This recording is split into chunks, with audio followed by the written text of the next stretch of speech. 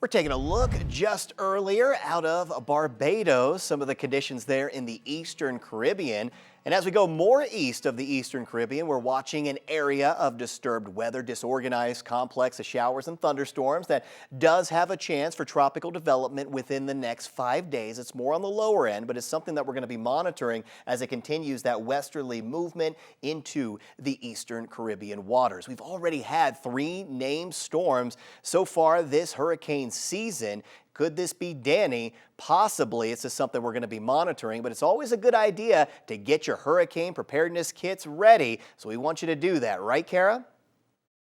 Now that hurricane season has officially started in the Atlantic Basin, preparation is key. Home Depot associate Joe Cobb is here to talk a little bit more about hurricane preparation kits and what you and your family can do to weather the storm. Garrett, glad to be here. Thanks. So tell us about some of the typical items that people think about when they think a hurricane prep kit. Well, first off, you want to have something like just a tote, right? That you can kind of put all this stuff in. Now, most people think about traditional items like a first aid kit, which is necessary. A lot of times people are thinking about bottled water, and you can do bottled water. That's fine. Sometimes we like to recommend maybe just a clean garbage can or even a cooler filled with water as well. Other things that I think a lot of folks talk about, flashlights. One thing though we do recommend is maybe not just one flashlight, but maybe a flashlight for every single person in the house. And I love these are my little battery powered ones, right? So, but you can have a bunch of different ones. You can have the traditional style as well. But literally you want flashlights for everybody in the house. So those are some of the typical items that you're going to see in a kit like this just to start off with.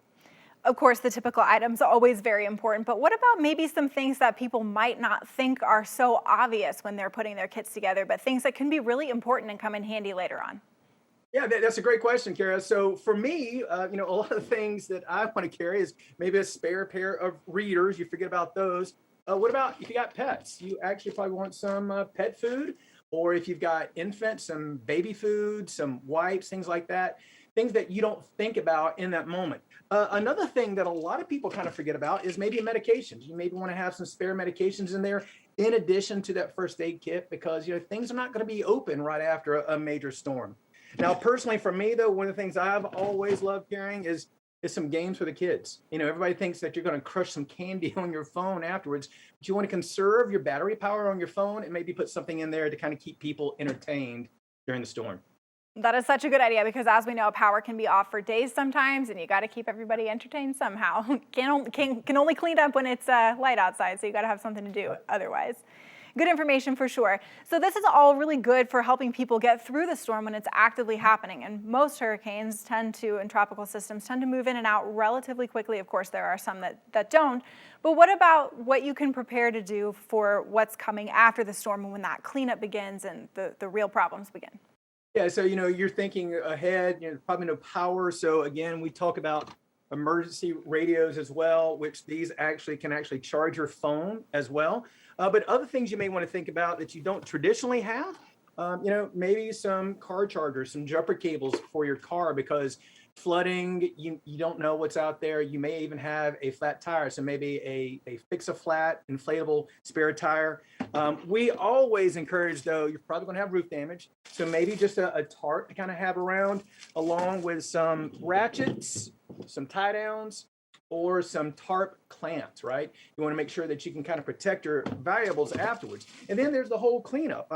I carry, or we just kind of keep this little cleaning kit right inside of our tote as well. That's good to have. But I got to tell you, another thing that I keep in there that a lot of people don't think about is maybe some protective wear, some gloves, some boots, something like that. Because afterwards, again, you're going to be wading in water. There's going to be debris out in the streets. You want to protect yourself. Absolutely. Yeah, that is crucial for making sure you don't get any snake bites or anything while cleaning up because weathering the storm is one thing, but then cleaning up, you still got to deal with that for sure.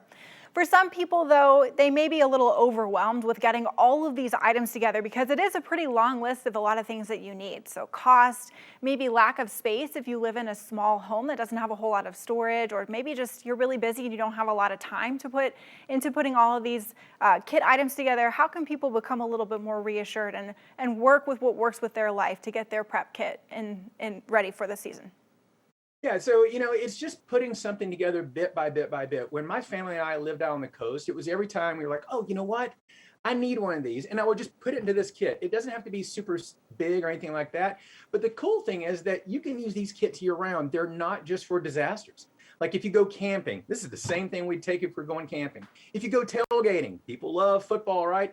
Same thing you would probably take with you when you go tailgating. So it's not just something that you pack up, sit in a corner and never use.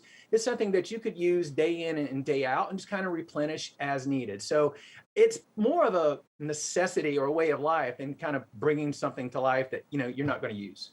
For sure. And then, of course, probably a good idea to maybe keep a running list of things. So in case you use something up, you know that you need to replenish that for later.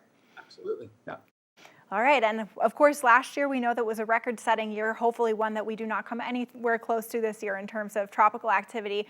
But what are some of the lessons that maybe we've learned from preparation and putting your kits together and everything that people can keep in mind to do before maybe it gets crazy, and just those lessons learned?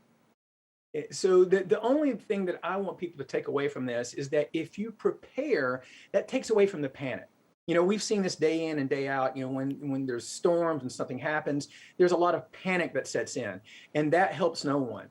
Having something like this will just help you be more prepared and more calm in the event of emergency, because that's really what it's all about, right? It's to weather the storm and to come out calm and resourceful. So we just like to say, prepare so you don't panic.